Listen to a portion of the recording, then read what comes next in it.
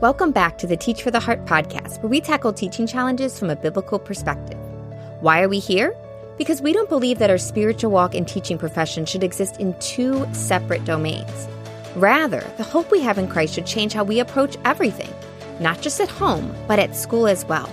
So join us as we explore both the spiritual and practical sides of key teaching challenges, integrating them together so we can succeed at teaching, glorify God, and make a lasting difference in our students' hearts and lives.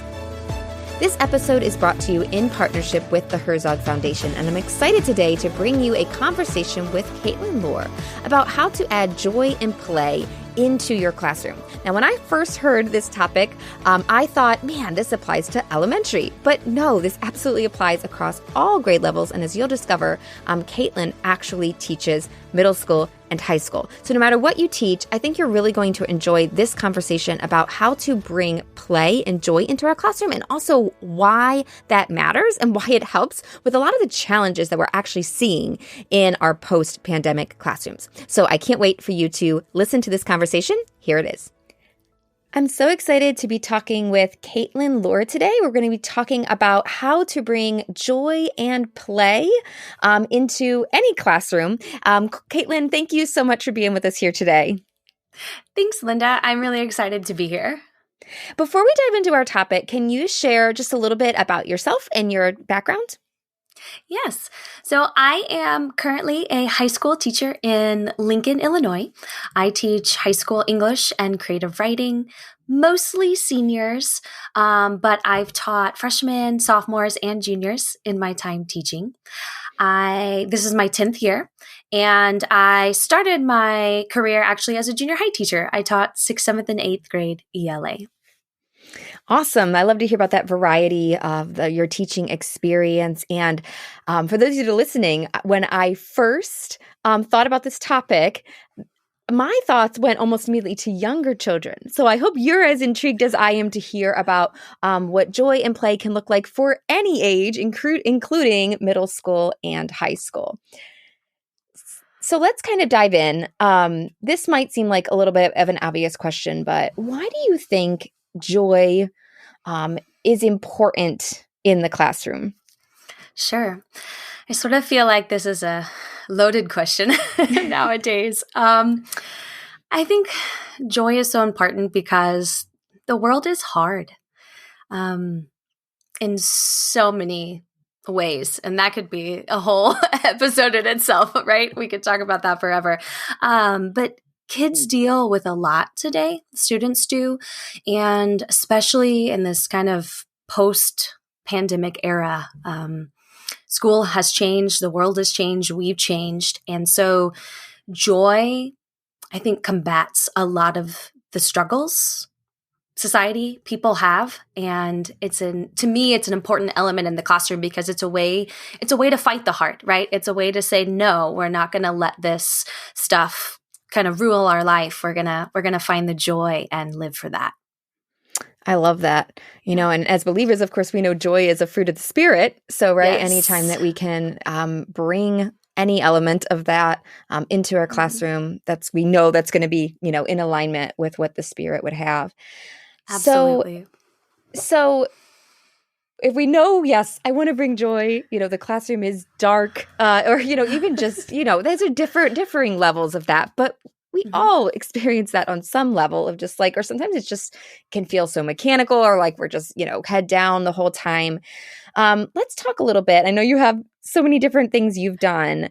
What do you think it looks like to embrace and prioritize play? How does that cultivate joy in the classroom?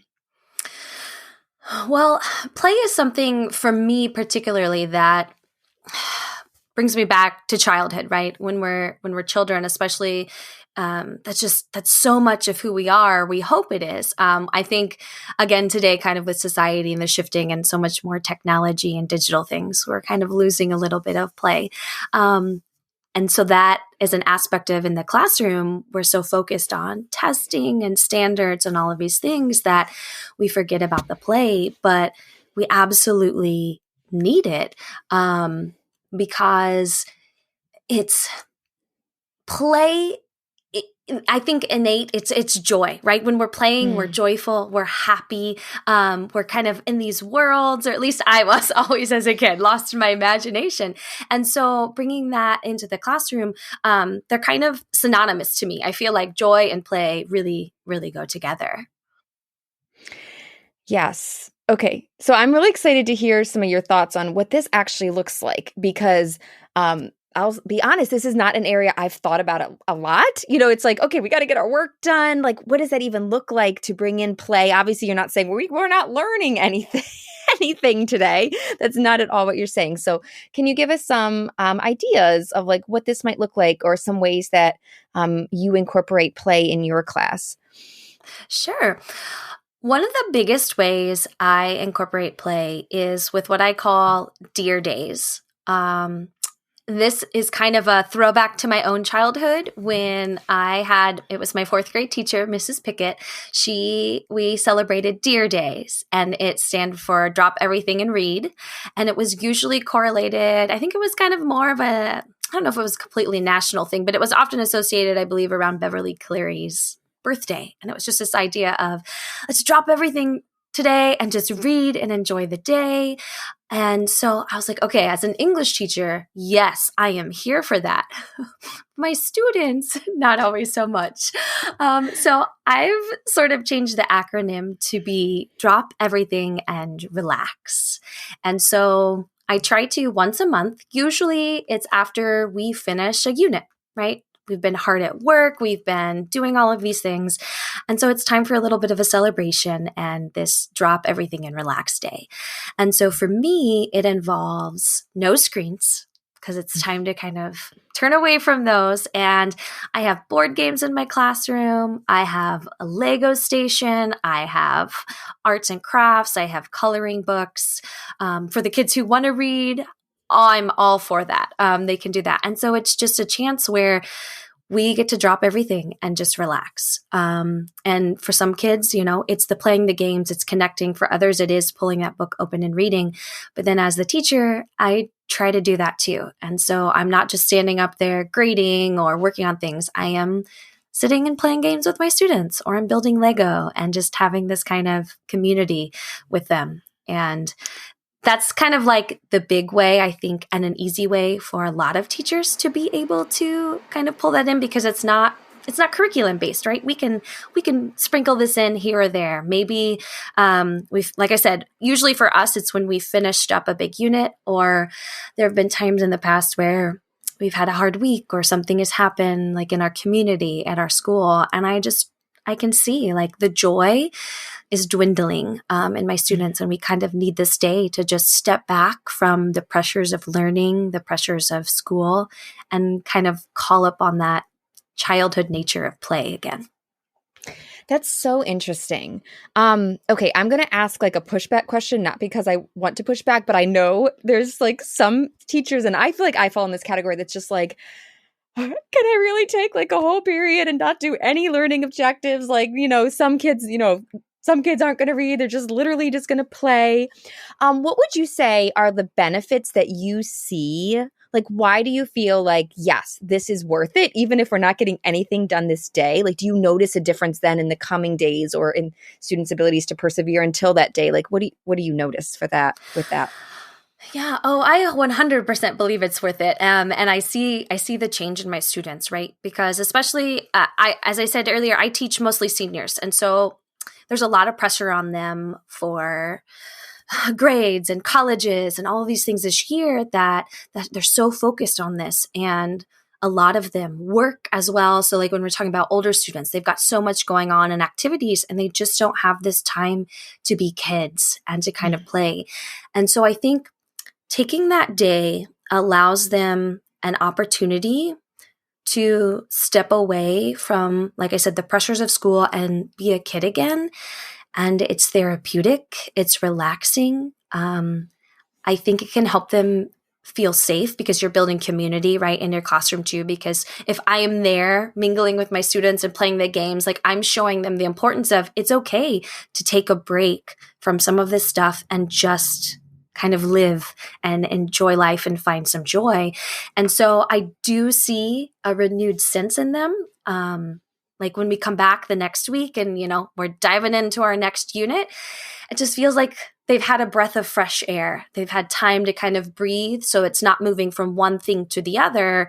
They have this opportunity then to okay, like I've pushed, not that I pushed it aside, but like we've finished this. We've had a break. Now we're renewed to start something new. And I think that's also me, teaching them good routines for life as well. And right. It's so life skills. We can pull that in. I'm sure we could find a standard or something for that if we had to. Yeah, that's so helpful though to just think through that. And you're right. You're modeling a lot of things there. You're modeling Sabbath, really, like that. That balance of like, and I would imagine then that it's like I'm really expecting you to work hard when it's time to work, and then we're gonna kind of have our times of rest. You're modeling celebration too, like the idea of like taking time to pause and kind of celebrate what you finished, and then of course the play and the joy and the break.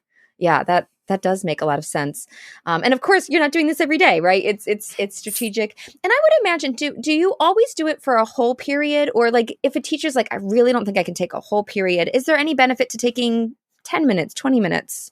Have you ever, would you have any suggestions there? Oh, absolutely. I do always do it for a full period in mind, but the way I kind of design my curriculum and my units, I actually build these in as like, this is the unit ender. This is going to be what we do to celebrate, to move forward. Because I'm a big believer in celebrating our work that we've done too. So that's kind of another little way I bring in some joy in the classroom, is celebrating all of these things we've done. But I absolutely think you could take some time, maybe like the last 10 minutes on a Friday, or the first 10 minutes of a Monday to kind of, if they have all that, to wake them up maybe, or something like that, or the end of the period, end of the day. Sometimes my students are so wired, it's hard to get them focused. And so something like that, just stepping out a little bit, gives them a chance, I think, to kind of reset. It's kind of like a brain break, but it's a brain break for play. And I think, I teach a lot more older kids, so I know like younger kids need a lot more kind of movement and those sort of brain breaks in the classroom. But I also think older kids need a lot of that too. Like we kind of stop some of that once they get to a certain point. I'm like, no, older kids need these things too. So. Yeah. Well, that's a really interesting idea. And it's a great one, I think, to think about and to consider. And to, I do think sometimes this is a way of thinking of like taking a day. It's almost like a wasted day, but it's not. It's not if it's used intentionally. It's not if you put it there and said, no, we're doing this intentionally. It's part of the plan. The curriculum fits around it. And that forces you to be strategic and, make sure your curriculum fits. But I love that. I love that you're like, nope, it's in there. It's in the plan. It's part of the plan. I think that's really, really neat. Can you share some, no, go ahead. Go ahead. Yeah. I was going to say, I also think it's also, like I said, I try to stay away from screens. So it's not just okay, you can go be on your phones or you can play games on your Chromebooks, right? I'm strategic in what we do. So we have Legos, which are creative, but also working critical skills. I have a chess set and checkers. Like we have these games that they're engaging their brains. And so it's not just mindless play or mindless scrolling on things. For me, it's very important that it's tangible and kinesthetic so that they are using their hands. They're kind of getting out of their brains and using their hands to do this, because it's a different way of kind of using those creative and critical skills as well. So. Yeah, that's a really good point. And depending on what you teach, you could even really be choosy in which games you choose.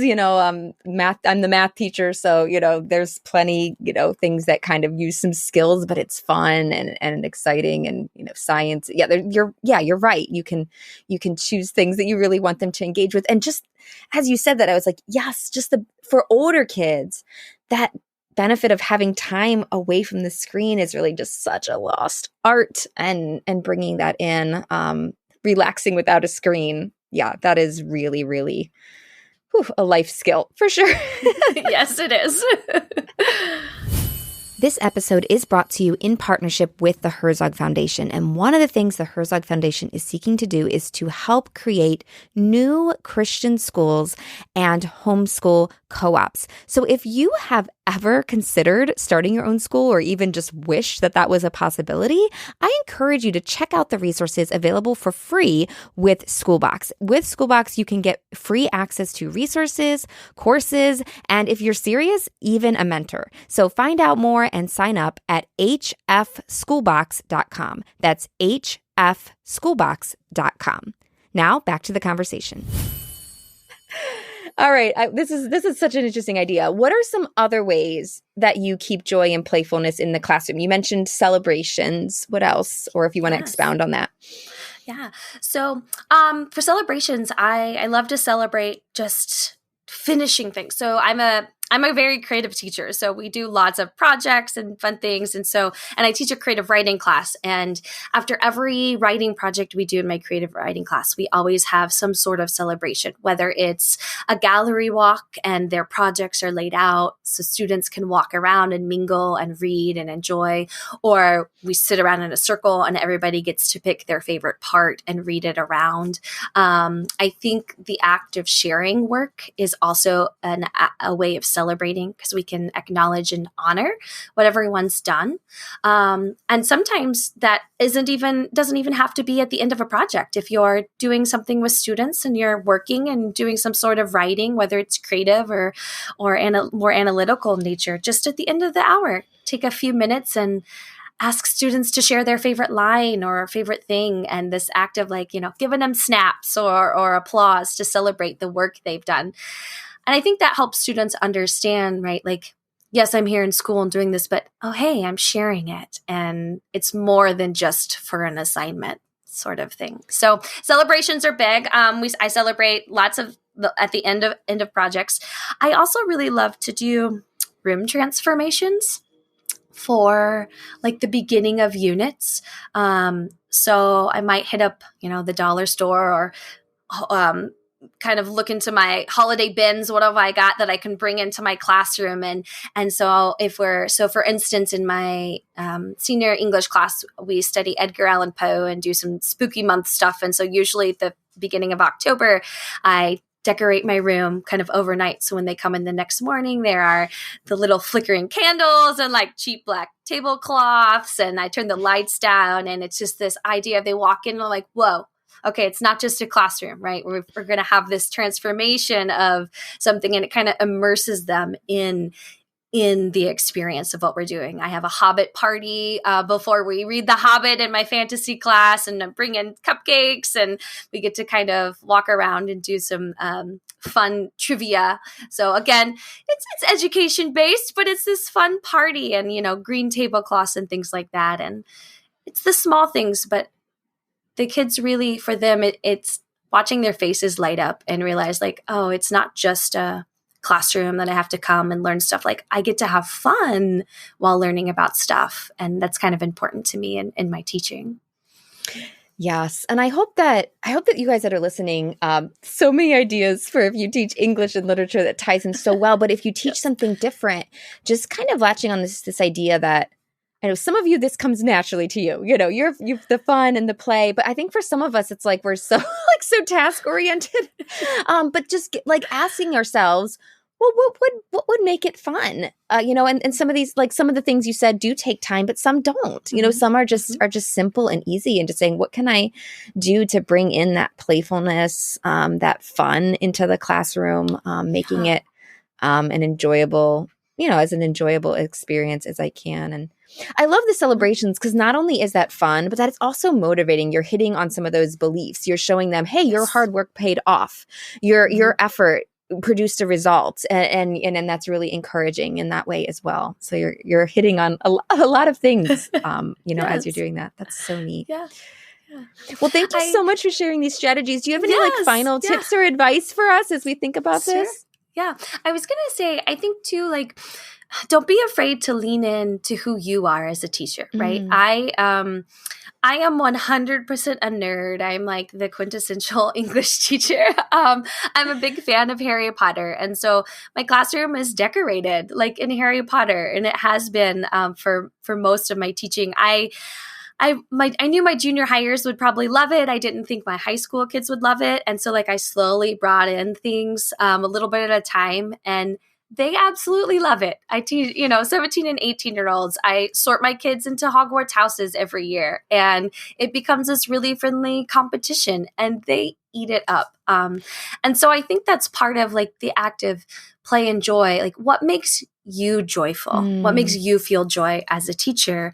When you share that with others, they're going to see your joy, and that's going to bring joy in them, right? And I think that's part of as believers with Christ, right? Is sharing that, the gospel and the joy with others. And so we're all made in our own way, and the things that make us light up. I think when people see that, especially our students see that in us, then they feel comfortable in who they are and what brings them joy. And you'd be really surprised at then how many of them might actually love something you enjoy, right? Or the students that are like, you have Lego in here? And I was like, I actually build it at home. And they're like, whoa, they love this sort of thing. And so just the act of embracing what you love, and if you bring that into the classroom, I think that's the easiest way to bring that joy and kind of aspect of play into teaching.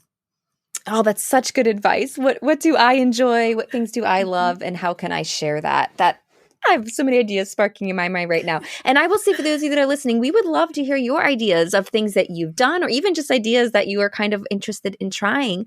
So you can head over to the blog post that goes with this episode at teachfortheheart.com/303 and just go ahead and share your thoughts in the comments. We'd love to kind of see that list grow with additional ideas from you guys. Well, Caitlin, thank you so much for being here. Before we go, is there any way, do you have any other things that you'd like to share with us, ways to connect with you? Or I believe you might even have some books. Is that true? Not yet. Okay. One day, I hope in so. The works. So. Yes, in the works. So I am, a writer in the other part of my life. I like to say that my day job is teaching, my night job is writing. So, but you can find me on Instagram at Caitlin_Lohr. And then I also have a website. It's CaitlinLohr.com. So I write over on Substack, but all of those links you can find kind of in those profiles. So I don't often share a lot about teaching online, but I love connecting with teachers and just talking about teaching and how to bring joy into the classroom. Oh, that's so awesome. We'll connect to those if you'd like to connect a little more with Caitlin and share what you're doing in your classroom. Thank you again so much, Caitlin. Thank you so much.